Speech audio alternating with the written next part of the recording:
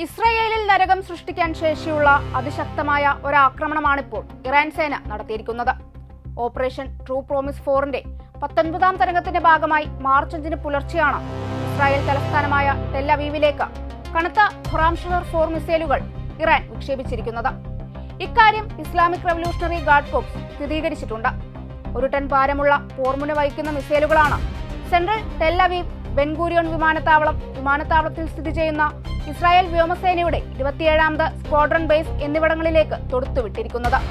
ആയത്തുള്ള അലി ഖമേനിക്ക് സമാധാനമുണ്ടാകട്ടെ എന്ന കോഡ് വാക്യം ഉപയോഗിച്ചാണ് പുലർച്ചെ മിസൈൽ വിക്ഷേപണം നടത്തിയതെന്ന് IRGC അറിയിച്ചിട്ടുണ്ട്. ആക്രമണ ഡ്രോണുകളുടെ അകമ്പടിയോടുള്ള ഈ തന്ത്രപ്രധാന മിസൈലുകൾ അധിനിവേശ പ്രദേശങ്ങളിലെ പ്രാദേശിക ആഭ്യന്തര വ്യോമ പ്രതിരോധത്തിന്റെ ഒന്നിലധികം പാളികളിലൂടെ വിജയകരമായി കടന്നു പോയതായും ആക്രമണകാരികൾക്ക് ഒരു യഥാർത്ഥ നരകം സൃഷ്ടിച്ചുവെന്നുമാണ് ഇറാൻ സേന അവകാശപ്പെടുന്നത്. ഇത് സംബന്ധമായ ഒരു പ്രതികരണവും ഇതുവരെയും ഇസ്രായേലിന്റെ ഭാഗത്തു നിന്ന് വന്നിട്ടില്ല എന്നതും ശ്രദ്ധേയമാണ്.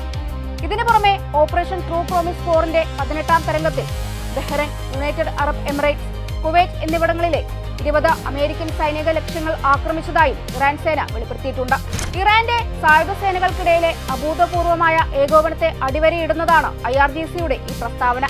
ബഹുമുഖവും ഒരേ സമയം നടത്തുന്നതുമായ ഈ ആക്രമണം അമേരിക്കക്കും ഇസ്രായേലിനും തികച്ചും അപ്രതീക്ഷിതമായിരുന്നു എന്നാണ് അന്താരാഷ്ട്ര മാധ്യമങ്ങളും റിപ്പോർട്ട് ചെയ്യുന്നത്.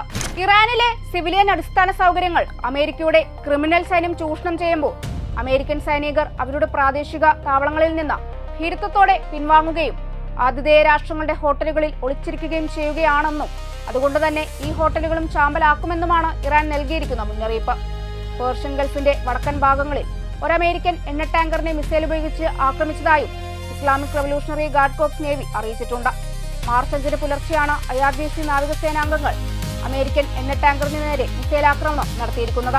അമേരിക്ക, ഇസ്രായേൽ, യൂറോപ്യൻ രാജ്യങ്ങൾ തുടങ്ങി അവരുടെ പിന്തുണക്കാരുടെ വരെ സൈനിക വാണിജ്യ കപ്പലുകളെ ഹോർമൂസ് കടലിടുക്ക് വഴി കടത്തിവിടില്ലെന്നും ആക്രമിച്ചിരിക്കുമെന്നുമാണ് ഇറാൻ വീണ്ടും മുന്നറിയിപ്പ് നൽകിയിരിക്കുന്നത്.